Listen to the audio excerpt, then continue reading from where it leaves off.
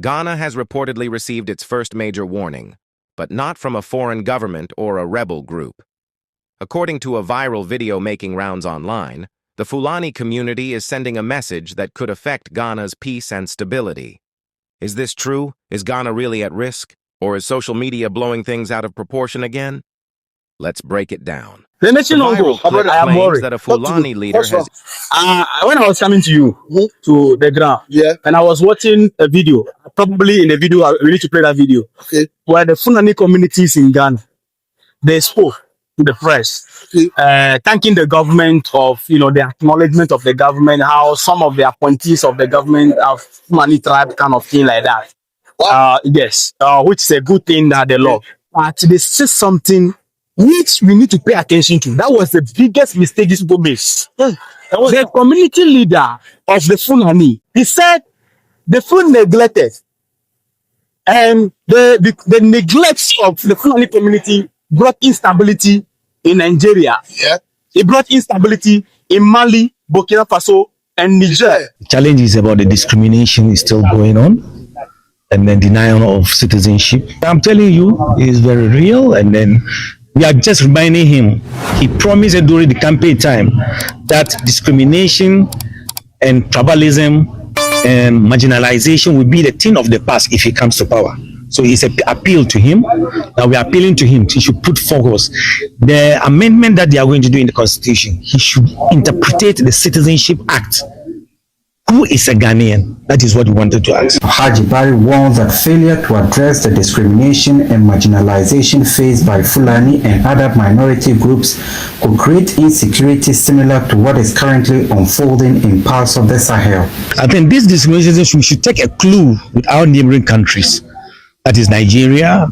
About this Boko Haram is about discrimination and marginalizations. Burkina Faso is facing the same thing. Niger is facing the same thing. Mali is facing the same thing. So this is a security issue that the government have to look into. You know the message he's saying now is telling us, in Niger, the Fulanis who are battling with who have turned themselves to terrorists and then they held guns and they are terrorizing people. Their claim is one. They feel neglected. They want a space. They want a land of their own. What's in Ghana? No. In Niger. Okay. In Burkina Faso, it's the same fight. They want to claim a state. So when they will come up with a story that they feel neglected and then they'll begin to attack communities around, they want to take over. Exactly what is happening in Nigeria. That's exactly what is happening in Nigeria. And this man in the video is telling us that these are the things that bring instability, which means that a time will come if they feel like we are feel neglected, they'll pick up weapon against us. Absolutely. So in their press statements, they are trying to put it out there that they have been neglected in Ghana. Not to say that they have been, they said they have been neglected for long, but this new administration kind of like recognizing them in a way. And so some of them on social media advocating that they need Ghanaian citizenship. Ghana, look, we should not endanger the life of this nation. These people, this citizenship thing that we've started. Before you realize, you see some of them in Nigeria, they pick up arms. What is the goal? We feel neglected. And they want to create our own state. When we watch Shebumi, the former military officer who was captain in the army of Nigeria, is now speaking for this group. Anytime he's speaking for them, the message is simple. The people feel neglected. That's why they are fighting the government. Meanwhile, you guys are not... Nobody is saying you to go and be in the bush. Nobody refuses you not to be educated. Who are these people actually? You understand? You recognize everywhere they do. The truth is that Fulani people, somebody will say that I don't know Africans. Of course, you are Africans, but the people who are dying in the name of this Fulani band, they're also Africans. When you check all the conflict all around us, Mali, Niger, Burkina Faso, when you go to other countries around us, when you go to, how do you call it, Nigeria, they have become the center of conflict in our region because of one thing: we feel neglected. You yourself, you say cow business is your, your profession. That's what you do. So how do you feel neglected? We don't understand. In Ghana here, when you go to Asante Action, no, I go. Fulani herdsmen. What's your point? I don't know if it's still going on today. That you can't go to your farm. By the time you get to your farm, the cows will be in your farm eating your crops, and you say, hey, the Fulani man get gun, will buy you. I think our government need to do something about We have Fulani. security conscious. Yes, any Fulani in town, found with gun, is no longer Fulani. You can't tell us that you are protecting your animals in the bush. And one reality is that those cows, I mean, they claim to be looking after, for that matter, you should allow them, are mostly owned by these same our politicians. And they buy them the ammunition to protect, scare themselves. You see, That is the problem. you see, and Nigeria like this, the politicians have a direct hand in what's going on there. you know what happened recently in Nigeria. I posted that video even on my page. Okay. There was a car. That is why this one is the reason why our security need to be tied in regards to the people who are bringing the car. I'm not mentioning whether Fulani or what. Anybody can. Those bringing the cow. Anybody can do anything with car. Yeah. In Nigeria, the security, everybody, the soldiers, the military, the police, they saw cow loaded in a car, in a truck, Okay. and going. Okay. So it is the normal Fulani people going to do their cow business. Yeah. Intelligence alerted them that no, it's not cow in there. They should go and check that car. When they went in, you know what they found? They found a lot of bandits inside the, and they used the cow to cover up. Bandits with weapons. They are going to explode them in different parts of the forest. And they have to stop the car, get them down, arrest them. In Nigeria. So it means that some of them come in, that is how the whole thing starts. You see them in our community, they always go to new sites. Yeah. They are settling here, settling here.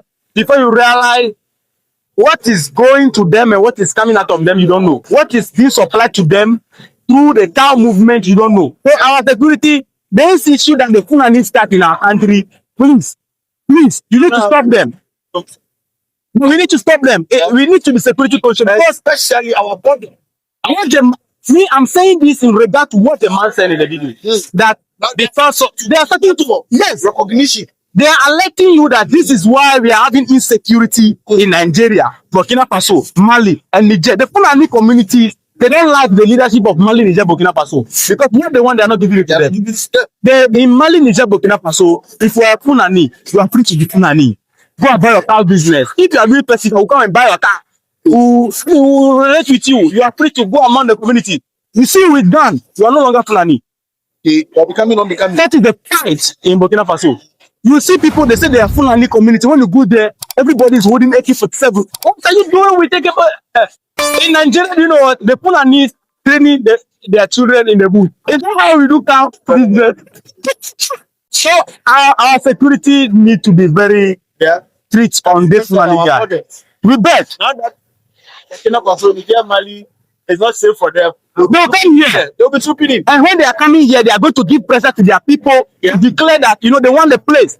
Ibrahim Traore called them stateless people, those who decided that we are going to take over, we are going to take arm. He declared them a name, stateless people.